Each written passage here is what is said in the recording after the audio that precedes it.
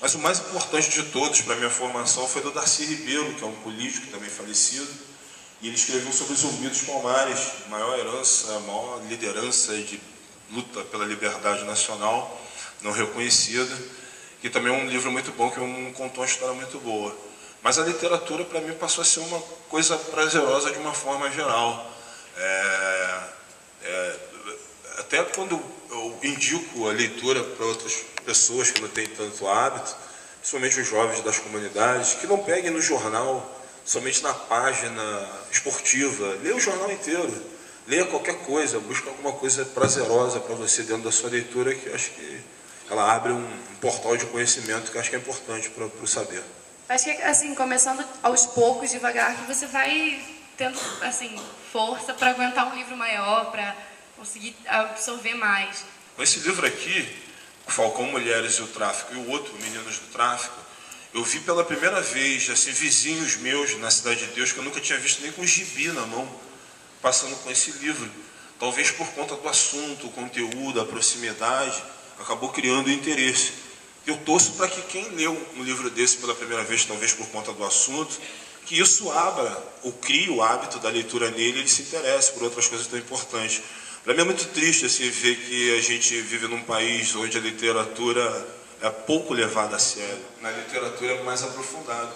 Aí eu sempre indico os dois, né? O filme é sucesso, mas quem puder ler o livro, eu acho que é muito bacana. Assim como o nosso documentário, que é legal para quem assistiu pela televisão, é impactante, mas acho que o livro ele mostra mais coisas ainda que o filme não tinha capacidade de mostrar. Eu acho que o filme e o documentário são meio que uma amostra do que você pode encontrar no livro, né?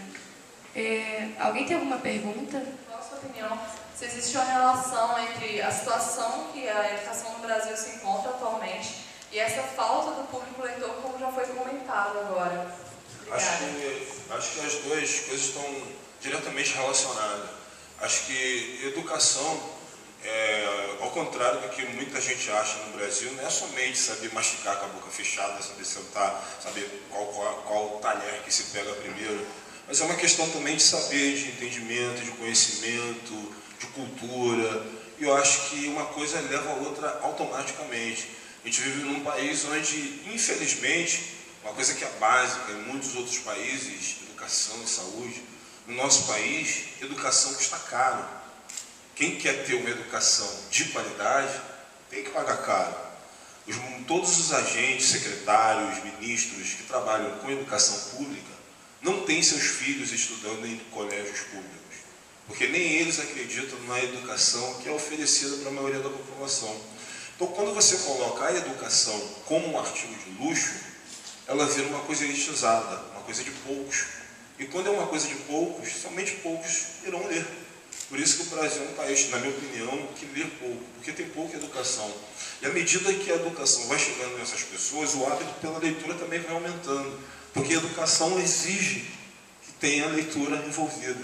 E quando se há o hábito da leitura, a gente está diante de uma população muito mais transformada, muito mais pronta para receber as coisas boas que vão vir por aí. Meu nome é Marcos. Eu queria saber se, quando você estava pensando em fazer o livro, se você teve algum medo ou receio de publicar. Porque eu acho que esse livro, talvez para algumas pessoas, seja impactante, seja meio que polêmico.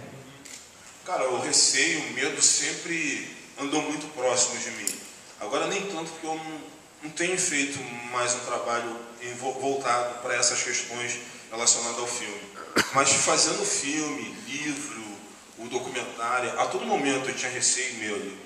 Tem muita gente que me considera um cara corajoso por ter feito isso.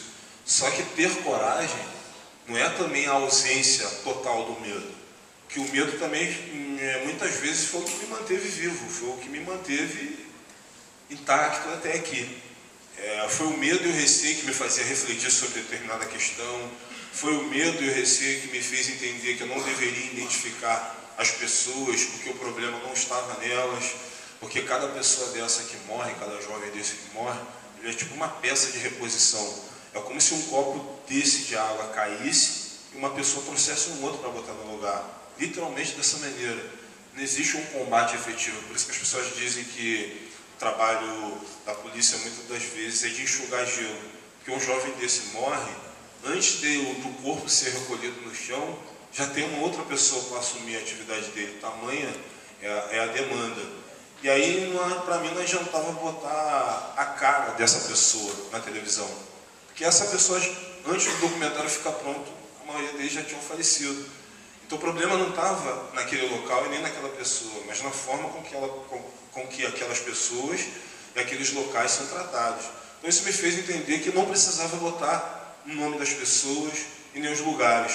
Mas quando a gente olha o documentário, deve ser tipo uma conversa entre jovens aqui. A identificação somente pelo sotaque.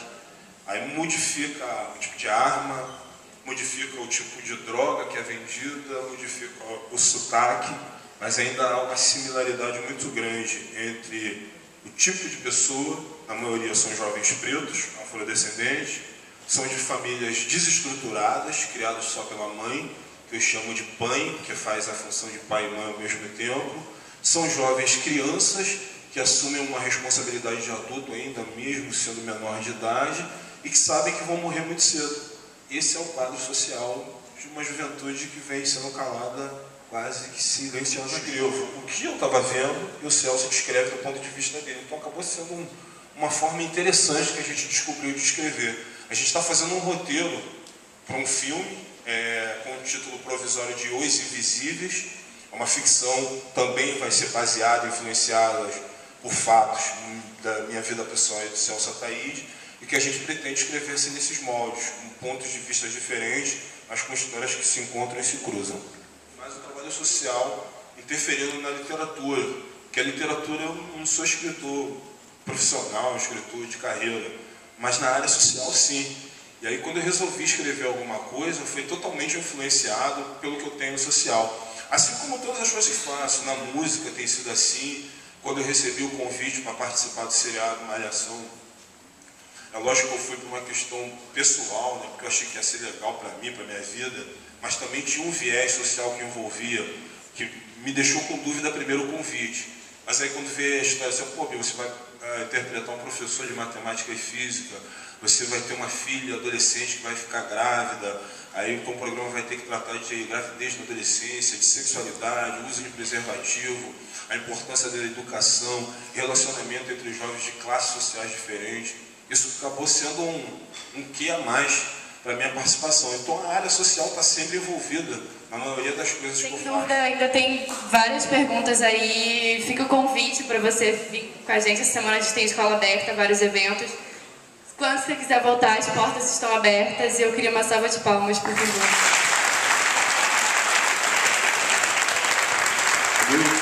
Queria agradecer também. Queria agradecer, dizer, né, só confirmar, só ratificar que realmente não dá tempo para falar sobre tudo. Eu também gostaria de ficar muito mais e vou sugerir para a direção uma próxima oportunidade, né, que seja um pouco mais cedo, né, quem sabe sem precisar matar a aula, quem sabe num horário de tarde, e até de repente com um somzinho a mais, quem sabe depois a gente faz um som, né?